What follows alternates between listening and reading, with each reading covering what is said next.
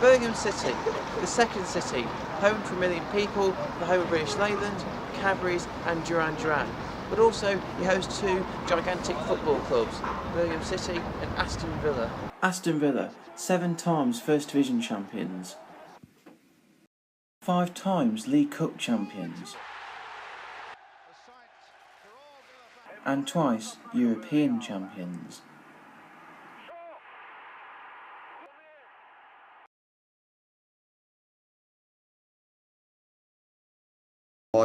My favourite footballers of the Villa team were probably Brian Little and Andy Gray.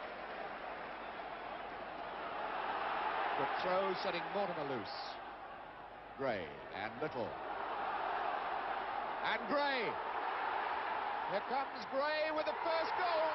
Yes, Andy Gray. Great strikers, great memories of them scoring fantastic goals. The Blues are a little bit less lucrative. Though they never won the First Division or the FA Cup, but as recently as 2011 beating Villa along the way to defeat the mighty Arsenal to clinch the League Cup at Wembley. Oh, confusion and Martins has shot! What a finish! What a final! But there's no denying about their passion. Favourite player, of course, I think you find this with most Birmingham fans around about my age, is of course Trevor Francis. And that's Francis, he's got to get one. He has. Trevor Francis. It's 2-0 to Birmingham. Fantastic player, should have played for England a lot more times. Difference between Trevor Francis and other players was that if Trevor was up front and he wasn't getting the ball, he'd go looking for it.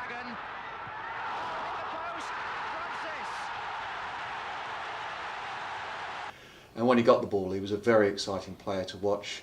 Once saw him score a goal from just inside the halfway line. There were some really magic moments with Trevor. And the next player we got anywhere near the excitement and style and quality of Trevor Francis was Christophe Dugarry, a former World Cup winner with France, and brought lots of style and French élan, and really a fantastic player. But now, for the first time in over 30 years, both clubs are now out of the promised land of the Premier League and playing in the Championship. With both clubs now under Chinese ownership, the increasing influence in the English game, what could this mean not only for Birmingham Villa, but for English football itself? Aston Villa are now being purchased by Chinese businessman Tony Zhai, with an estimated value of around £990 million. He took over Aston Villa following a relegation from the Premier League in 2016 for an estimated £76 million. Zhai has big ambitions for the club. In his first season in charge of the club, he provided an extra £30 million in transfer window funds in their first season in the Championship. Not only wants to instant return to the Premier League, he dreams of making Villa a top 5 English club, but also be one of the top 10 clubs in Europe. Birmingham City, on the other hand, are owned by Paul Hung, an owner of Trillium Trophy Industries. Worth around £440 million, bought the club for an unknown amount when the previous owner was found guilty of money laundering. He is thought to be the largest single shareholder in decades, with a 6% stake. His ambitions for the club are not as extravagant as Villa's owner. Paul aims to get the club back into the Premier League, but not expected to provide funds to the same extent as other Championship clubs. Hong has stated that their main aim is to increase the value of the club, most likely for a resale in the future for profit. However, he has guaranteed not to sell for at least 2 years to give the club a period of stability. Very little is known about Paul Song. He is not involved in the edit representation of the club at all. It is even difficult to even find a picture of him.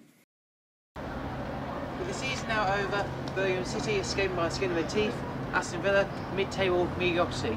But what do the fans think about the future under Chinese ownership?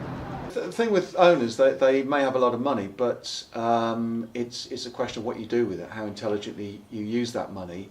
There's plenty of clubs who've got new owners, spent lots of money, and they haven't really got anywhere. The new owner, Tony Zia, seems to be a bit of a character. He's already He's already been embraced by the fans. He seems to understand how to connect with the fan base, and I think also the fan base are not particularly too bothered about the fact that he's from China. It's difficult to know what to think because we know very little about them. All we know is they're Chinese and they're called Trillion Trophy, and very little else is known about them. They took over earlier on this season. Their first major move was a big mistake, not popular with the fans. Sacking a manager who got us to 7th position, just outside the final player position and only outside on goal difference. So it was a promising first half of the season. Brought in what some fans would call a trophy appointment, big name Gianfranco Zola, a footballing idealist, but his ideals don't really work in the rough and tumble of the Championship. Yeah.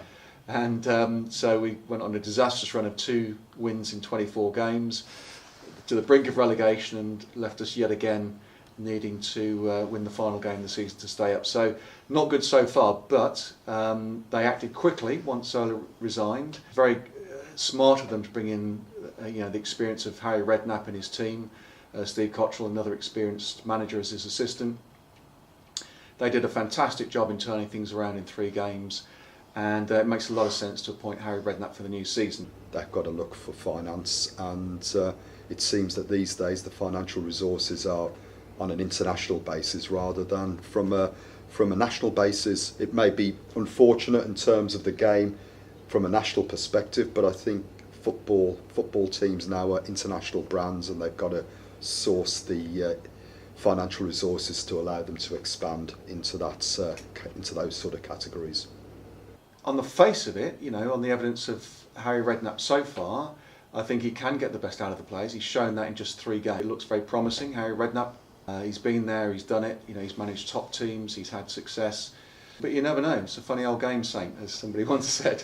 I think the personality in itself shines through, and hopefully that's not something that's been created just to sell himself to the fan base. Hopefully there is some sort of authenticity there as well, and his supposed wishes for the club, which seem to be fair and reasonable, do come through in the next couple of seasons. Villa managed to get back into the Premiership, where a team from Birmingham surely should be.